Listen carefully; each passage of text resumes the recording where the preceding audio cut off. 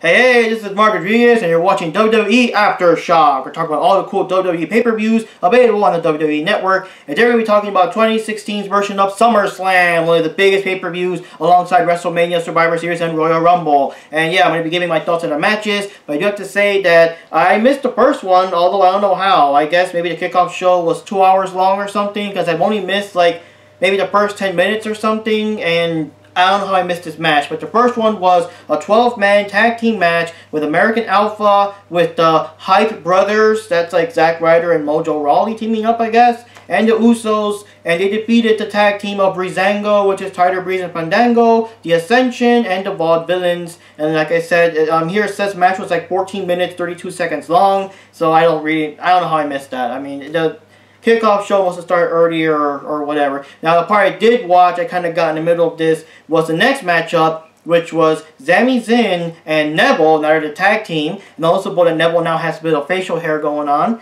And they fought against the Dudley Boys, and it's a tag team match, of course. And the Dudley Boys, I mean, I don't know. They're not even important anymore. They're just like, they're always going to be in a kickoff show now. They don't really do anything that major to be like in the actual event anymore. They're just there. To be fair though, they did do a lot of good offense there. A lot of taunting. They were really like smacking Neville around and taunting him. I think Neville's Irish. They kept saying like, "Yo, what's up, Irish boy? What you gonna do, Irish boy?" and all that junk. But in the end, of course, the good guys won, and Neville basically ended the whole thing with the famous red arrow, and they won. So that was a pretty good match there. And then this is a weird thing. Sheamus was fighting against Cesaro, and it's supposed to be like a best of 7 series. I really don't understand what's the point.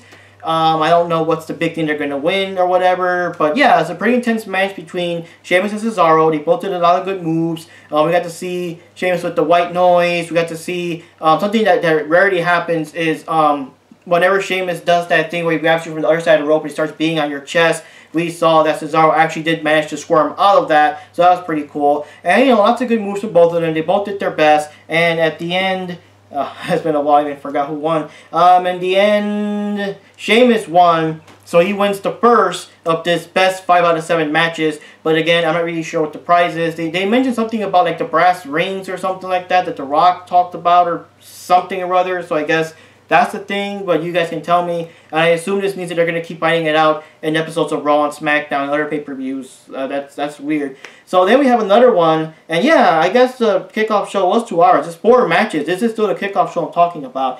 We have a new tag team called Jericho. Like moan, groan. It's Chris Jericho and Kevin Owens fighting against everyone's favorite, Ezno Amore and Big Cass. Oh no, I'm sorry. This is actually... Yes, this is actually the first match of actual SummerSlam. I apologize. So SummerSlam started out, and as usual, Ezno and Big Cass doing all their promos, a lot of New York stuff. Big Cass actually showing some decent singing skills, singing the New York song and all that stuff.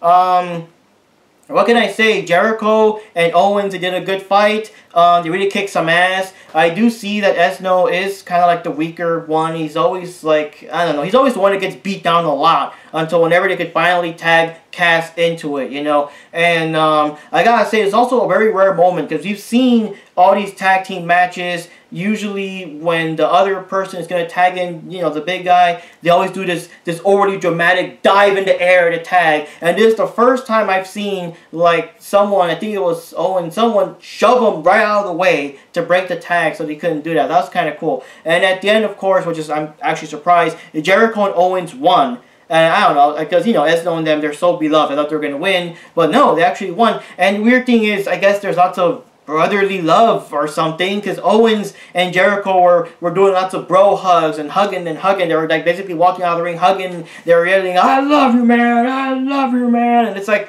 it's something I don't really see Owens doing, but I guess that's their angle now. Okay, so the next match, I'm kind of surprised, is Charlotte versus Sasha Banks. Is a rematch, of course. You all know that Sasha Banks is the new WWE Women's Champion. She defeated Charlotte, so of course now she's doing her rematch. I'm also surprised that it's like the second match in a pay-per-view, and already like they're putting that in there instead of like putting it higher higher on the card. So, what can I say? It's a pretty intense match. Both girls did like all they could. Charlotte seriously wrecked Sasha Banks' back very badly. She threw her like on the small part of her back upon like the apron, like the hardest part of the ring. So Sasha was in a very bad disadvantage. She was really favoring her back during most of the match. But then later on, Sasha Banks did also wreck Charlotte's back. So they're both like in very, very bad shape and everything. But unfortunately, in the end, Charlotte still won. It was kind of clever, I think. It was kind of like Sasha was trying to get Charlotte in like a crossface move. It wasn't her typical Banks thing. It was like a crossface, and somehow Charlotte like reversed it into a weird like double leg pin down, and she won. And I was surprised. I was surprised that she actually won, and it was a clean fight. There was no Dana Brooks cheating. Charlotte won clean, but I mean, I'm just disappointed. I'm so it's just, oh my God. Sasha just won the title. It's not even been like a full month, and she already lost it. Like, I haven't really been watching episodes of Raw. I don't know if Sasha even had the chance to defend her title against a couple of opponents or whatever. But wow, it just sucks so much. So that's it. Like the fucking shortest title reign ever for Sasha Banks. Like, I don't know if she's gonna get it back. I don't know who Charlotte's gonna fight against now or whatever. But I don't know. And it was such an epic way how she won the title in the first place, and just to have her lose it so quickly, like, fuck, I don't know. Like, I don't know what they're going to do after this. But, again, like I said, I'm also surprised that match was, like, already, like, the second match of the night. So then we have the next match is for the WWE Intercontinental Championship is The Miz with Maurice by his side against Apollo Crews. And Apollo Crews, yeah, he's a pretty big dude. You know, The Miz is joking around, but once Apollo Crews starts, he's a big dude, and he's incredibly agile for someone that heavy. He does lots of, like, fancy flips. He does a standing frog splash. I mean, you can't imagine a dude that size doing that. But unfortunately, in the end, The Miz still got him in the skull-crushing finale, and you know, The Miz is still a champion. He'll still boast and brag and whatever. So, then we had AJ Styles fighting against John Cena. Of course, their long-going rivalry. But at least this time, those guys aren't there. Luke and Gallows are not there. They're not interfering. It was a straight-up fight between AJ Styles and Cena. And yeah, they both did all their moves. Lots of AAs, lots of You Can't See Me's, and lots of Styles clashes and all that stuff. But, yeah, in the end, I think Cena tried to do the AA, but AJ Styles somehow reversed that into the Styles Clash, and he won. So he won fair and square, no cheating, no interference. I don't know what they're going to do after this, but I kind of hope they move on to other things. I'm kind of tired of them too, but yeah, AJ Styles won. I guess he beat the face that runs the place. So then we got a tag team match. It was Luke Gallows and Carl Anderson against the New Day, but they were severely handicapped because now it was Kofi Kingston and Xavier Woods by themselves, because apparently they injured Big E in one of the Raw episodes or whatever show they're on. And yeah, this match really came close because Anderson and Gallows, they're pretty strong guys. And the thing about the New Day is that you have to face the fact they always cheat, because there's always that third guy. There's always two of them, and whoever's not the third guy, like, in the ring, he will always interfere somehow, and they just keep on winning because you can't beat them. So now that it's a fair on, like, 2-on-2, they actually had a chance to lose there. To give it their props, Xavier Woods, they get to wrestle. You don't really get to see him, like, actually wrestle for real instead of just, like, you know, cheating with the saxophone. So the trombone. Yeah, sorry. And, yeah, he was good. He did some high-flying moves and everything. It was impressive. The weirdest thing, this is the most stupidest thing, I don't know why, Jon Stewart, that talk show guy that was, you know, fighting with, you know, bothering Seth Rollins last year, he's back, and he's wearing the New Day shirt and stuff. So, like, the moments that it looked like they were gonna defeat the New Day and just end it, he would just come into the ring and interfere, which is weird, whatever. And just when they were about to grab him and beat him up, and of course he's a talk show host, he's not, you know, equipped to handle, you know, wrestling moves and stuff. Big E just suddenly shows up, and he attacks them, and of course since Big E's not even supposed to be in the match, the moment he attacks them, you know, the bell's rung, they're like disqualified, but of course, the New Day still win, they still keep their titles, because you know how it is, you can't lose the title by disqualification, so the New Day rocks. And I guess Jon Stewart's there twerking around with them. And that's just like the most weirdest, most bizarrest segment ever. But it does show that the New Day was in danger, though. They're very close to losing their titles, you know, and a fair fight without an extra third guy, you know. So then after this, we had and this is so weird how they're doing this. They had Dean Ambrose fighting against Dolph Ziggler for the title. They did this big event, and whatever, you know, whoever wins this fight would get to challenge Dean Ambrose, and it was Dolph Ziggler. So yeah, we had to see Ziggler fight against Dean Ambrose for the title. As you know, this represents SmackDown because Dean Ambrose is the WWE champion for SmackDown. And yeah, what can I say? Ziggy did what he did, what he could. He fought a lot more serious now. He wasn't like showing off or acting stupid. He really like gave it his all. But I mean, you know, to be fair, did you really expect Ziggler to defeat like Dean Ambrose? You know, so Dean Ambrose still whooped his ass. He got dirty deeds on him, and he won. He's still the champion. It's pretty awesome. But what can I say? It's kind of lackluster. It's not really a big main event. I mean, it's just Dolph Ziggler. No offense to him, but yeah, it's Dolph Ziggler, you know? And, yeah, this is kind of weird because, again, this match is not... This is, like, for the WWE Championship. This is, like, the biggest title they have, and it's just a regular match. Like, it's not, like, a main event thing. Then after that, we had the other main event thing. Oh, no, not yet. I'm sorry. We had this 6-woman tag team match, which was Naomi with a very, very horrible costume. It's just... Oh my god, I don't know what the hell's going on with that outfit. It's just terrible.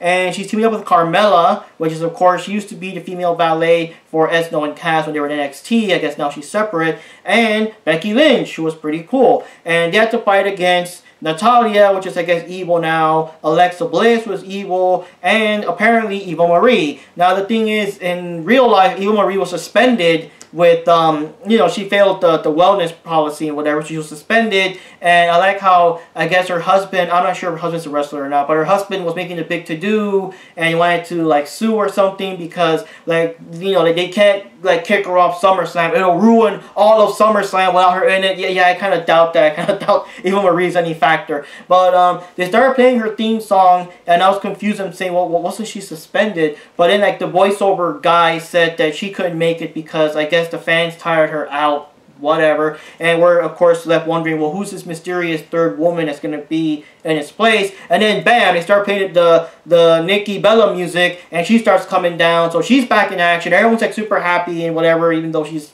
a bad guy, but you know how it is. Yeah, she's been, of course, with the neck surgery. If you guys are watching, like, social media, she was posting a lot of pictures of her rehabilitation, of her day-to-day stuff, and her doing some workouts and everything. And it was all cool and all, but there was, like, absolutely no mention of is she ever gonna come back. So I guess we answered our question. She's back in there. But yeah, it was an interesting match. Carmella's basically a toothpick there. She got beat up very easily. Naomi did her cheesy ass kicks. That's like, my god, that's so cheesy. There was a real cool moment though, that Becky Lynch was just on fire. She was on fire. She was whooping ass all over the place. And you know this weird move she does where she's like, she like bounces off the rope and kicks the person on the head. She actually had all 3 girls lined up, and it was funny because yeah, a kick to the head to Alexa, a kick to the head to Natalia, and a kick to the head to Nikki Bella. But of course, in the end, because I guess it makes the most sense because this whole thing is just to announce that she's back. Nikki Bella still grabbed, I forgot, I think it was Carmella, one of them.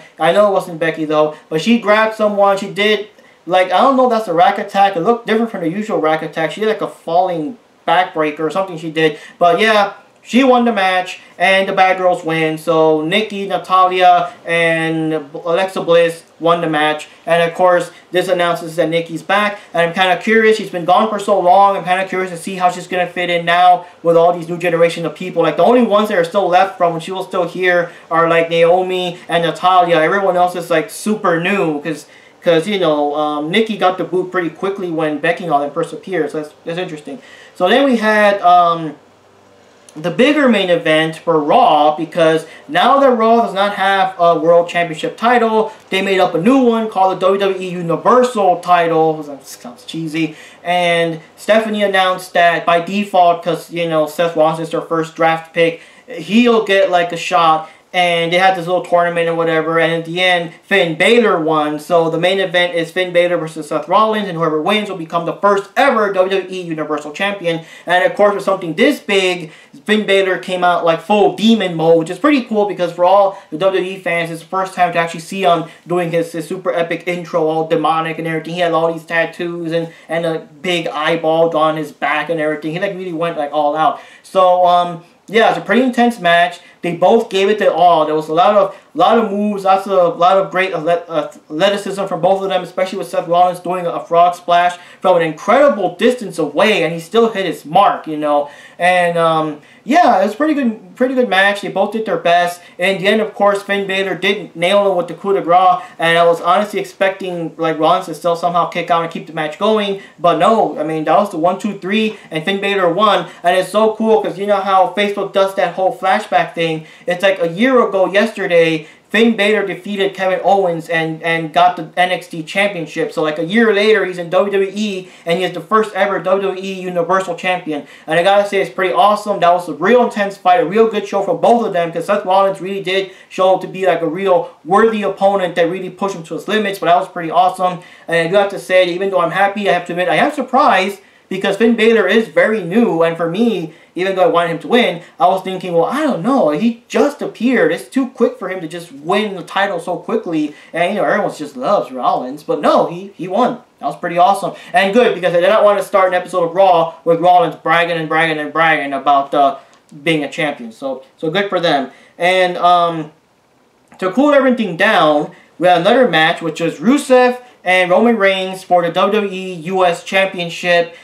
I don't know what the fuck, really. Like Reigns just picked on Rusev for whatever the fuck reason. There was some episode of Raw, SmackDown, whatever, where I guess Rusev and Lana were celebrating their wedding, had their cake and stuff, and Reigns just comes in and being all like, wow, you know, I expected much more than this. That's probably what Lana said during her wedding night, right? And they just, like, their rivalry started there, I guess. So in this match, there was no match. It didn't even start. Like right before, like, the, I guess, Roman Reigns' music ended or whatever, Rusev just attacked them, and then like Reigns just attacked them too, and they just beat the crap out of each other. They never even stepped into the ring. They never even rang the bell. Nothing. They just like threw fists at each other. They fought like past the barricade.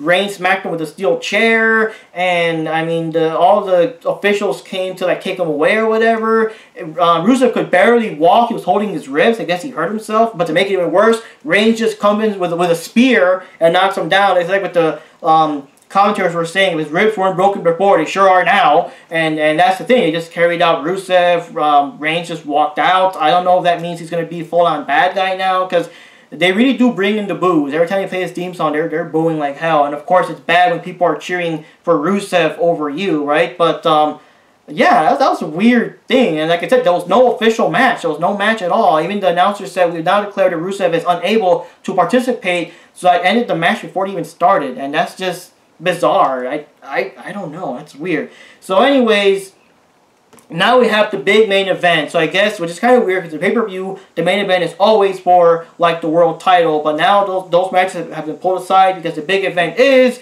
Brock Lesnar, the Beast, versus Randy Orton, the Viper, also known as the Legend Killer. Apparently the big deal is that they both entered WWE at the same time, but they all went different ways. They never actually fought against each other. Now they will. Let's see what happens. So, well, what do you expect was going to happen? Brock Lesnar still took him to Suplex City. That's basically what happened. He beat him up, took him to Suplex City. But the big thing was that when Lesnar was about to pick up Orton, I guess he slammed him right through the SmackDown table. He was not going to smack him through the Raw table, but instead of doing it, Randy Orton would just suddenly get up and knock him down with what do you call it, the RKO out of nowhere. And you think that would be it, but no, Lesnar got up, got seriously pissed, and basically just beat him down, just punched him down so bad that Orton was basically bleeding like a pool of blood, like on the ring, and it was like so quick. I just looked away and I'm like, where did a pool of blood come from? And Lesnar would just not stop him. He would just keep socking him in the face over and over and over and over. All the officials would come and pull him back. Lesnar would kind of act like he was like gonna leave. He would still come back to the ring and keep punching him over and over, and it was like real messed up. And then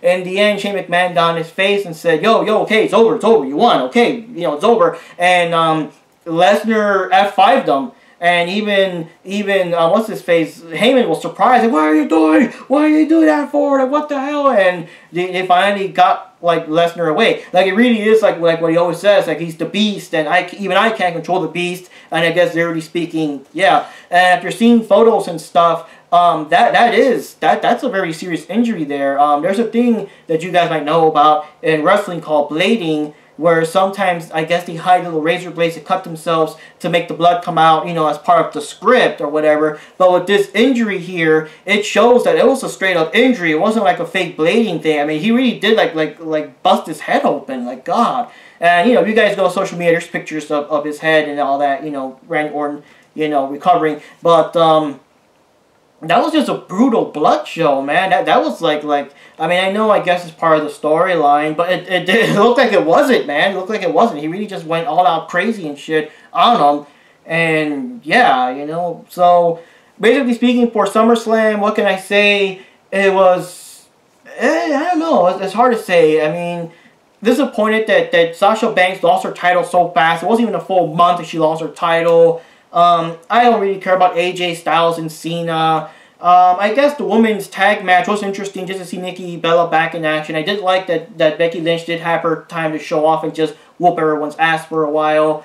Well, I really loved the Finn Balor and Rollins match. It was a pretty good match. So that was basically my favorite match of the whole night, that Finn Balor won. But after that, it just became a horror show because between Reigns being the living crap out of Rusev and then, you know, Lesnar bloodifying Orton, wow, that's... It's a weird thing. It's a weird way to end a pay-per-view. Like, it literally did turn into a horror show at the end of the program. It was like... It was even worse than whenever Triple H was beating Roman Reigns bloody in one of those Raw episodes. So, wow. Wow, what can I say? So anyways, guys, that's my thoughts on SummerSlam. It's a lot of mixed emotions there. I guess, like I said, the highlight for me was seeing that Finn Balor actually won. And that's cool, because like they say in the history books, it'll always say he was the first ever WWE Universal Championship. We'll see how long that lasts, because like I said, this is kind of a replacement, because Raw has no title, I guess now they do. We'll see how... I'm also disappointed the belt looks way too similar to the regular WWE Championship belt. I mean, make it look kind of different, guys. Make it more dramatic, I guess. But, yeah, those are my thoughts. What do you guys think of the pay-per-view? Was it awesome? Yes, Paige from off camera. What did you guys think? Was it cool? You know, we're wishing Randy Orton the best to recover and all that. But, wow, that ending just left me... like, speechless. It's like, you know, that ending. It's like, jeez. Anyways, guys, Mark Rodriguez here. Like I said, we'll see what happens. We'll watch Raw tonight, see what's the aftermath of all that, and we'll catch you all next time. It looks like September has 2 pay-per-views. We're going to have Night of Champions and Backlash or something like that, so we'll see what happens there, and we'll see you all next time. Mark Rodriguez here, and patient behind the camera. Okay, see you next time.